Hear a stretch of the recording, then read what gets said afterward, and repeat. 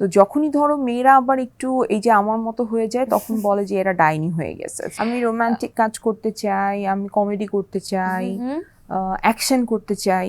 মানে 40 বছর হওয়ার পর ইচ্ছাটা চলে গেছে বা কমে গেছে। আমার বিসিএস দেওয়ার যখন এইজ ছিল তখন আমি একবার বিসিএস দিতে চেয়েছিলাম শুধুমাত্র পুলিশ হব বলে।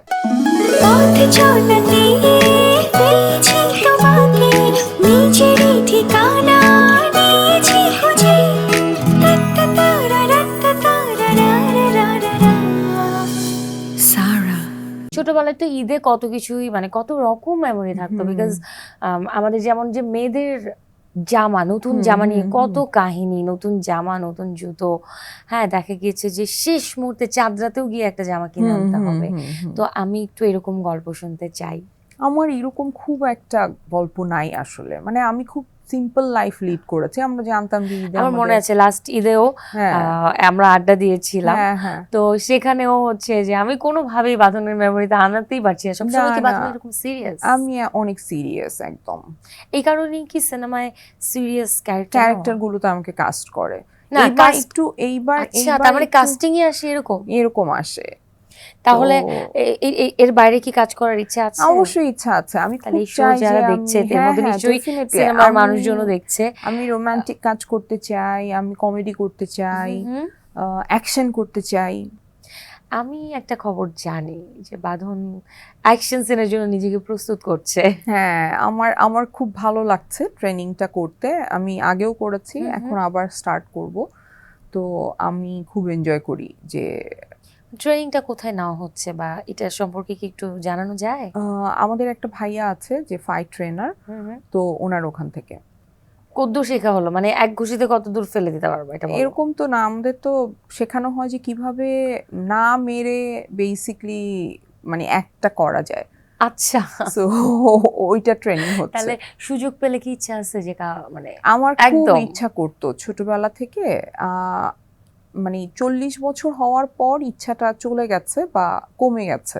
মানে আগে আমার খুব ইচ্ছা করতো যে আমি সবাই যারা আমাকে টর্চার করেছে, ট্রমাটাইজ করেছে, কষ্ট দিয়েছে, আমি সবাইকে ধরে ধরে মারবো।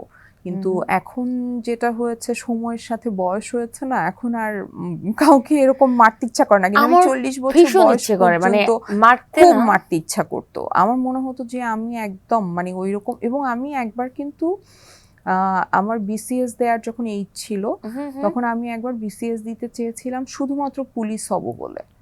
বিকজ আমি মনে করেছিলাম পুলিশ হয়ে আমি সবাইকে ধরে ধরে, আমাকে যারা অত্যাচার করে আমি তাদেরকে ধরে ধরে পিটি দিব। মানে আমি জাস্ট এইটা এইম করে। এটা দেখো, আমি রিলেট করতে পারছি, বিকজ আপু ট্রমাটাইজ কখন হই আমরা, বিশেষ করে মেয়েরা। হ্যাঁ, যখন আমরা চুপচাপ থাকি, কারো বদর করছি না, বাট আমাদের উপর কিছু চাপিয়ে দিচ্ছে, বারবার চাপিয়ে দিচ্ছে। এটা কিন্তু খুবই মানে ভয়ঙ্কর একটা বিষয়, খুবই ভয়ঙ্কর। এবং আসলে আমি বলবো যে আমি পরবর্তীতে মানে আমি আমার জীবন দিয়ে যেটা ফেস করে আমি বুঝেছি, আমি সবসময় সবাইকে বলি যে মানে যারা আমার কাছের, যারা প্রকাশ করে তারা ট্রমাটাইজ হচ্ছে বাকি, আমি বলি যে না বলতে শিখতে হবে মেয়েদের পুরা, তাই না? এবং নিজেকে ভালোবাসা, নিজেকে রেসপেক্ট করা নিজের থেকে আগে জানতে হবে। মানে আমরা বসে থাকি না ভ্যালিডেশনের জন্য, যে আচ্ছা তুমি ধরো আমাকে খারাপ বলছো না ভালো বলছো, এটার উপরে আমি ডিপেন্ড করছি, কিন্তু এইটার কোনো দরকার নাই। এটা ডিপেন্ড করে একান্তই আমার উপর। আমি নিজেকে কতটা রেসপেক্ট করি, আমি কতটুকু ভালোবাসি, কতটুকু আমি আমার নিজেকে প্রায়োরিটাইজ করছি, সেটা ইম্পর্ট্যান্ট। আর কে কি করছে এটা যে ইম্পর্ট্যান্ট না, এটা মেয়েদেরকে বুঝতেও দেয় না, আর মেয়েরাও বুঝতে চায় না, এটাও একটা ব্যাপার। কিন্তু মানে আমার কাছে মনে হয় যে আমাদের কষ্ট পাওয়ার মানে নিজের যে ভিলেন জীবনে, এটা কিন্তু একটা রিজন। এটা কারণ হচ্ছে আমাদের সোসাইটি মেয়েদেরকে এমন ভাবে তৈরি করে জন্ম থেকে যে ও জেনেই বড় হয় যে ও এগুলা করতে অ্যালাউড না। তো যার জন্য হয় কি, ও যখন নিজের ব্যাপারে সচেতনই হয় না, তখন কিন্তু আসলে অনেক কিছু করা সহজ ওই মেয়েটাকে। তো যখনই ধরো মেয়েরা আবার একটু এই যে আমার মতো হয়ে যায় তখন বলে যে এরা ডাইনি হয়ে গেছে। সো আমি একদম ডিক্লেয়ার ডাইনি, যে ভাই আমি ডাইনি, এরপর আমার সাথে কথা বলো, মানে বাকিটা তারপরের থেকে শুরু করো। ডাইনি আমাকে আলাদা করে তোমার বুঝাইতে হবে না যে তুমি একটা ডাইনি। আমি প্রাউড ডাইনি।